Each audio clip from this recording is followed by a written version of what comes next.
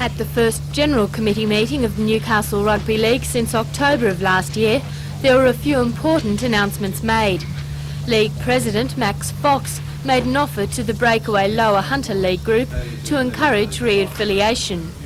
We hope they will re-affiliate, and indeed we hope that tonight the clubs will endorse a recommendation that I want to make, which is to give them all players, officials, referees and the like, an amnesty to come back to us, and we will keep that amnesty open until the 30th of April 1987.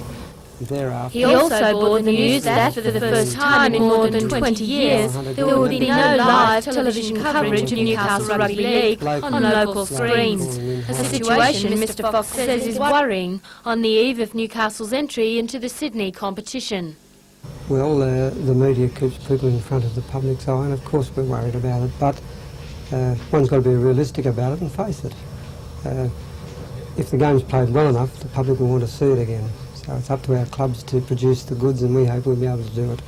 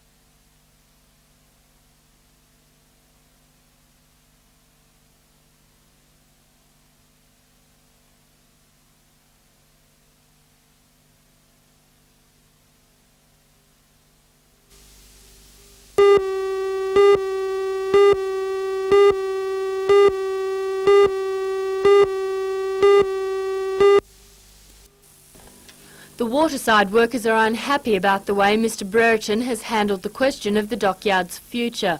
Mr Brereton will recommend to Cabinet on Thursday that the dockyard be closed, saying unions have refused to negotiate on work practices and retrenchment procedures.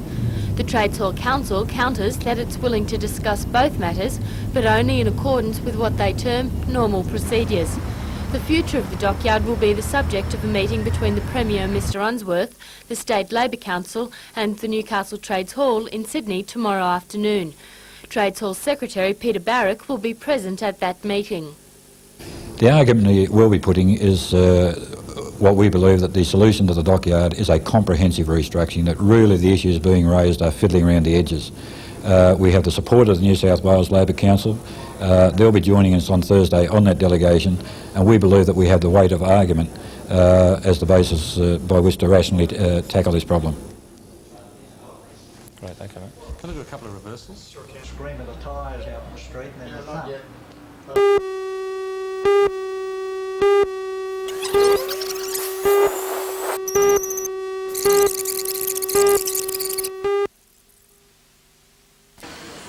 NEIS, or New Enterprise Incentive Scheme, is the product of a joint unemployment program by the state and federal governments. Today at Tizehill Tech, hopeful business people heard of the success of the scheme, which began in Sydney's western suburbs 2 years ago. NEIS offers a start into the business world by providing finance and advice. But a special feature is a 6 weeks training course where all aspects of small businesses will be researched before the doors and cash registers are opened. Executive Officer of the Department of Employment and Industrial Relations, Gavin Farley, says they're now awaiting submissions for approval. How will the businesses be selected? There's 75 around the state, and in the Hunter region there will be 15, and they'll be considered on their merit, so that those businesses that are most viable, based on their expertise, based on their capacity to be self-sufficient within a reasonable period of time, will be the ones that will be funded. The government has had other business schemes. What makes this one different? It's another aspect of that the government's looking at in trying to generate employment opportunities through small business. I think there's a lot of people out there which the government recognise that do have good business ideas but don't have the funding capacity or the backing to set that idea into motion. And here we have an opportunity that the government's presenting to unemployed people to come forward with that business idea and put it into action. And the government's playing a facilitative role in that.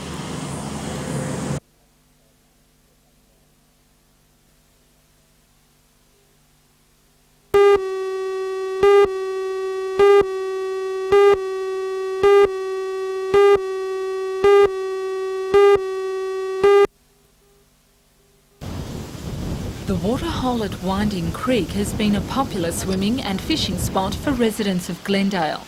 But during the weekend, dead eels and perch fish began floating to the water's edge, covered in a thick oil slick. According to local residents, the problem can be traced back up the stormwater drain to a smaller drain that runs past a residential area and joins the main road. The problem was inspected by the Fisheries Department yesterday, who confirmed that the oil was coming from the water drains in the light industrial area of Cardiff. Winding Creek runs into Cockle Creek and then into Lake Macquarie, taking the oil slick with it.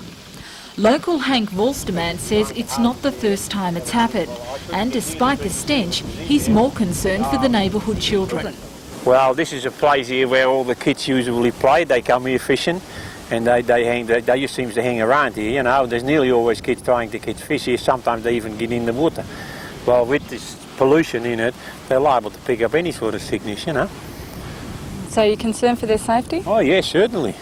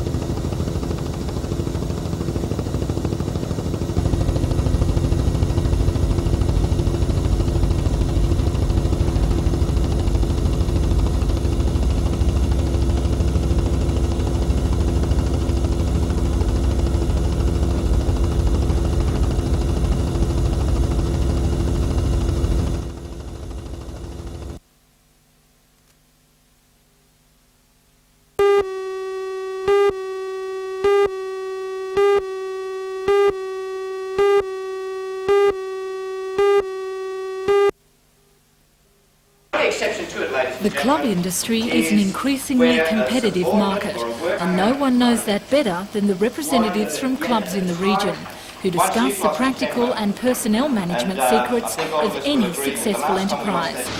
The introduction of random breath testing has given the club's management some problems, with the large numbers of patrons decreasing, and that's not all they've had to consider in the 80s. You've seen a major diversification in the services provided, and of course random breath testing's had an effect, the general economic climate's had an effect, the competition for the for the discretionary dollars had an effect on the industry, not only on the club industry of course, but on lots of other leisure industries, increasing leisure time, increasing levels of unemployment with people with less money to spend, an ageing of the population of the membership population of lots of clubs, particularly returned servicemen's clubs. And so the whole thing's dynamic, changing all the time. And what club would be popular without its colourful attractions? The industry's suppliers display featured the latest equipment available, including what's been described as the life and blood of any club. So if you're feeling lucky, then your new dream machine has just arrived. If you hit the winning lineup on this new 50,000 coin poker machine, you'll be $10,000 richer.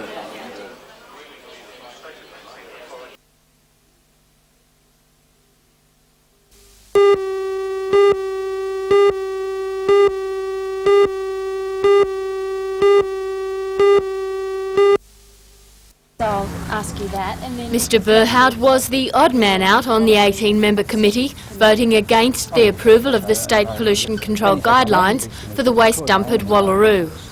Well, basically, the people there thought that the State Pollution Control Commission had been vigilant. I don't agree with everything they've done, but the overall committee thought so, and they thought that the waste that the company proposed to dump at Wallaroo are sufficiently detoxified to not pose any threat to Port Stephens oyster industry or to Grahamstown weir. Since the issue of disposing of the hazardous byproducts of the aluminium industry was raised more than 8 years ago, Mr Burhout has been in the front line of the opposition. Now, with growing official approval for the dump, he says if it is all the environmental groups achieve, they have been able to affect the makeup of the dump. Basically, it's going to be well regulated thanks to the pressure groups such as Wallaroo and various other groups around Newcastle, which have successfully argued that the very toxic material should not be put there. So the stuff that's going to be put there, if at all, will be much less toxic than the company originally proposed to do. With the advisory panel yesterday approving the dump at Wallaroo, is that the nail in the coffin for the group opposing the dump? I doubt that. I don't see any reason why the company would, while the group Wallaroo would stop opposing the dump at this stage, because nothing new has happened to make them change their mind.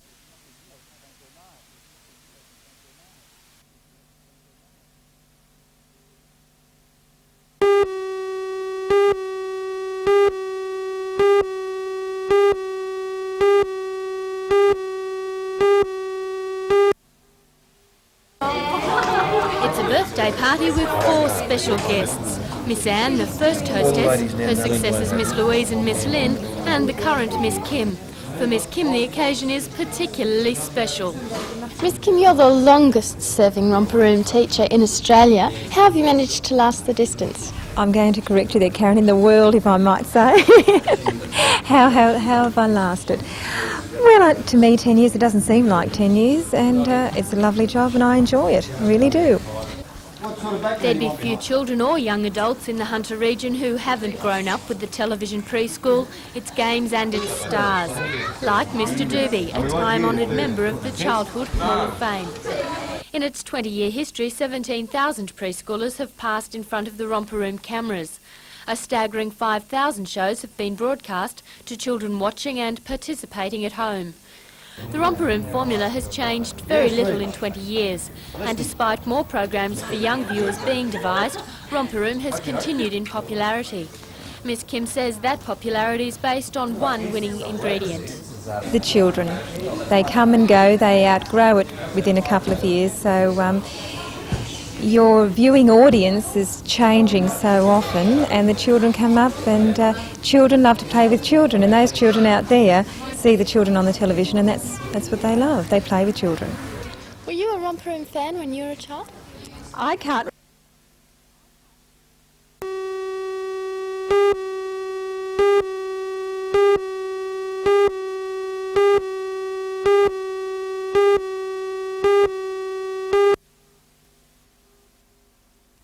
Mr Barrack blamed a leak from his own office for the revelation in the morning press that the workers absolutely rejected compromise on the issue of retrenchment procedures.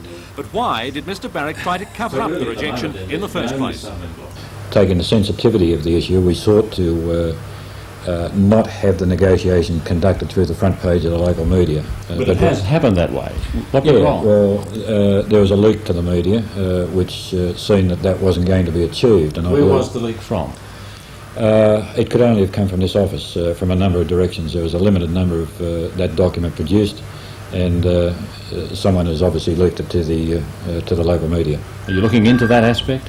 Oh yes, we've had a meeting with the dockyard workers today, and they're most irate about the situation, and we would hope to be able to trace it down, and certainly if we can, those people will be excluded from any future meetings on this issue. The Premier's offer was an all or nothing affair. Now you have disagreed with a certain aspect of it. Does that mean that the dockyard could now close?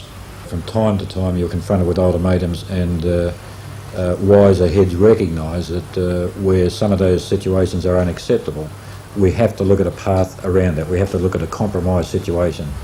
Mr Unsworth, being an old trade union official, noted for his capacity to accommodate compromise, we believe has shown that he's in that situation today, and certainly there's been a significant movement in the government's position from that ultimatum issued by Mr Brereton a fortnight ago to what we had on Wednesday night.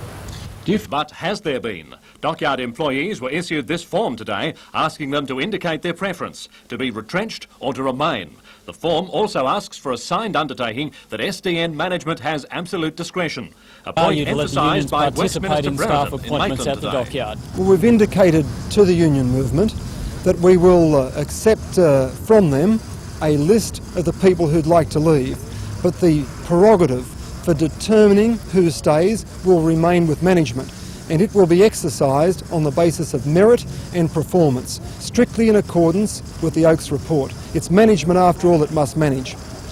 Two other points needing clarification have been resolved. Severance payments will remain the same, pleasing the unions, and Mr Barrack says Conciliation Commissioner Varnum will begin a hearing on Monday into those disputed works practices not encased in an award.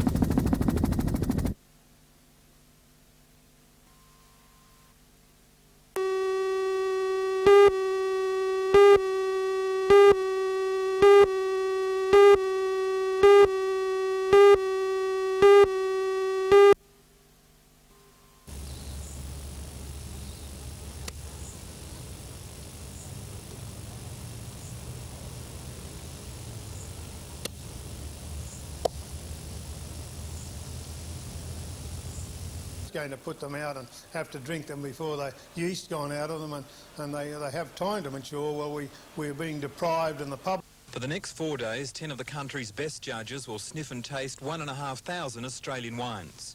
The Sydney Wine Show is a forum for winemakers. It's here they can be judged by their peers, and they take the show seriously. 146 exhibitors have entered what they regard as their best. A year of careful pruning and tendering of vines, followed by meticulous blending, can be judged by the experienced palate in a matter of seconds. Each judge tastes 150 wines a day, from delicate Riesling.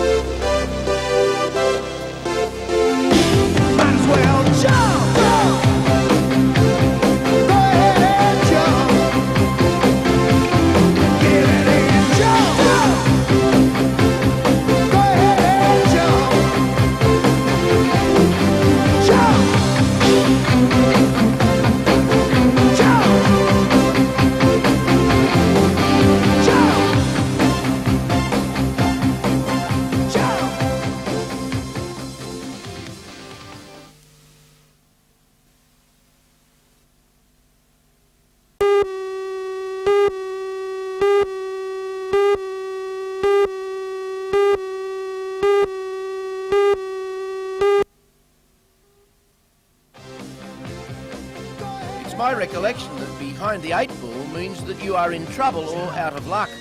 Well, neither description applied to Rod and Steve Twitchen, who were literally behind the 8 ball today and won. The 8 ball is an 8-litre unblown V8 that started from the 8th grid in a field of 116 boats from all over the place. The 8 ball from position 8 all added up to a fast, trouble-free race and success in 39 minutes, 11.86 seconds for 3 laps from Belmont 16-footers to Coal Point, to Wangi Point, around Pilbara Island and back to Belmont. Second home was another Sydney boat, Dad, with John Piper and Robbie Woods, some 1.5 minutes behind. Piranha, with Bushy and Murray Brown from the Illawarra district, was in 3rd place. Some great drives out there today, some great skiing too, but no better sight than in the air, as enjoyed by our own aces, cameraman David Threlfo and chopper pilot Clive Lipscomb. Half their luck. Might as well jump.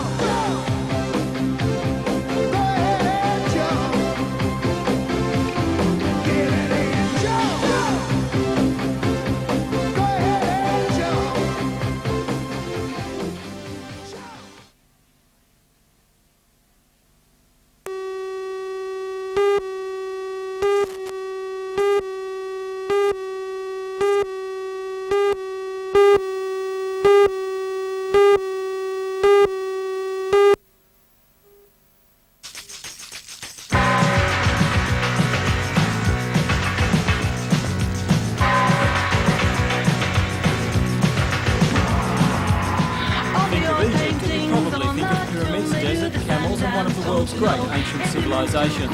Much of the art and clothing on display at the African Heritage Gallery in Cooks Hill is a reminder to the country's colourful and unique history. Hieroglyphic inscriptions and paintings on hand-beaten papyrus reed line the walls and feature many of the characters and legends of ancient Egyptian history and mythology. Clothes are simple and colourful, with many made of fine Egyptian cotton, which is classed as some of the best in the world. Popular Egyptian artefacts such as cartouches and scarab beetles are among the collection, as well as canopic jars and Egyptian tomb jewellery. The collection will certainly be of interest to anyone intrigued by the mysterious African destination.